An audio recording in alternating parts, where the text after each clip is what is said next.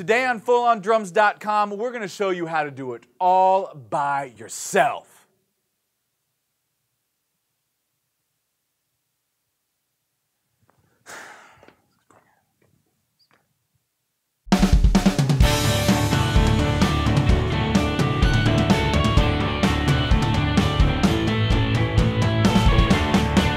Today, we're here at my place, Ultimate Rhythm Studios.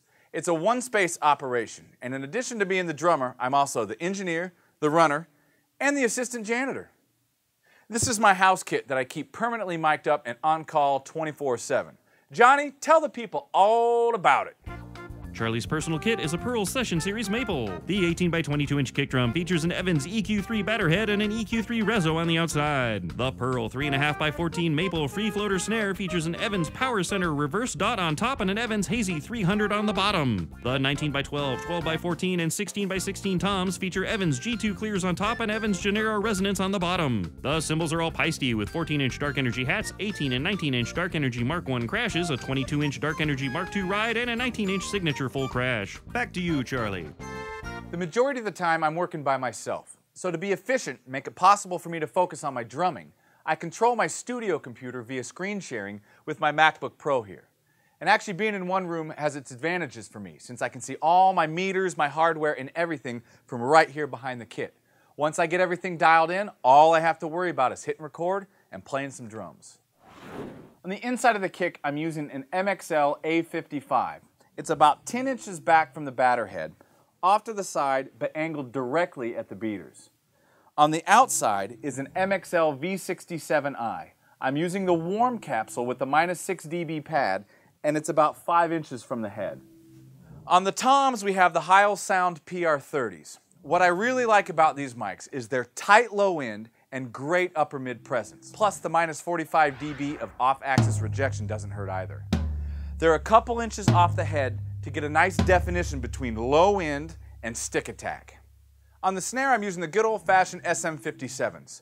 I find the 57 gives me a more usable sound on the bottom snare than a condenser. It's not too brittle, and you can add some high end and it doesn't get shrill.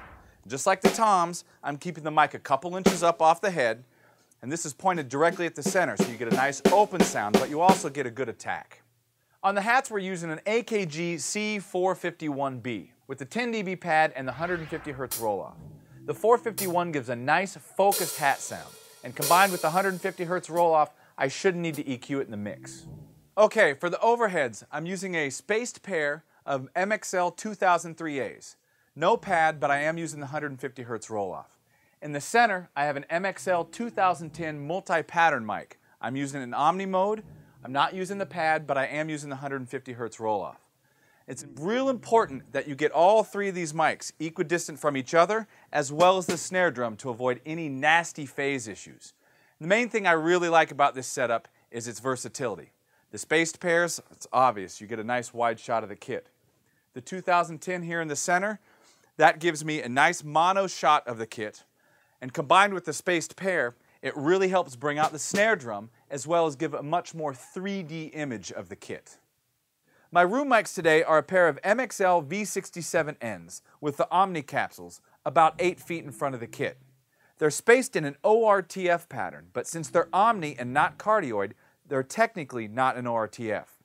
The Omnis have a great low end that extends the bottom of the kick, while the smooth top end controls the cymbals. The inside kick mic, which is the MXL A55, is running through the Chandler Limited Germanium. I have the pad engaged so I can drive the pre a little bit harder to take advantage of some of that nice color. I also have the thick button on, which adds a nice low-mid punch. It's then running through an Aphex EQ-F2 EQ, boosting some low around 60 Hz, scooping some mids around 500, and giving a little bit of presence around 4 or 5K. The top snare is running through the Chameleon Lab 7602 Mark II. I have a low shelf boosting at 220 Hz, scooping a little bit of 700 Hz, and adding a little bit of 7K for some air. It's then running through an overstayer VCA compressor, just compressing a few dB, just enough to tighten things up and give it a little bit of snap. The hi-hat, bottom snare, middle overhead, and room mics are all running through the MXL MPAC, which is a clean pre. My rooms are then running through an overstayer FET, and getting hit pretty hard to excite the room, add a little bit more depth. The toms, outside kick, and spaced pair overheads are all running through the Golden Age Project Pre-73, which is a nice, warm, full-sounding pre.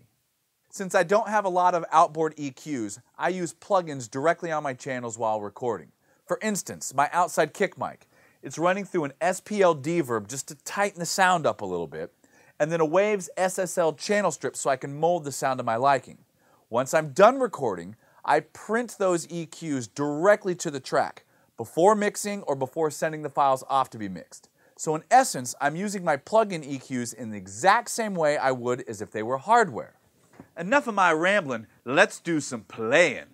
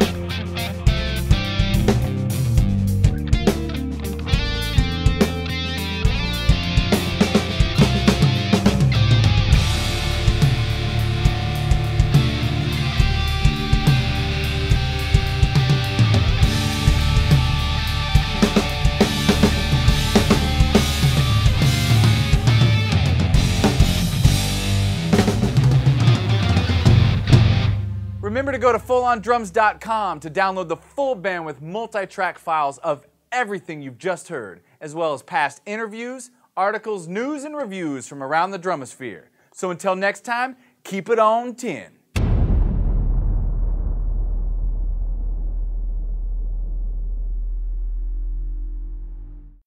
Yeah, it's my house kit. It's on call 24/7 with mics on it and everything. It sounds good.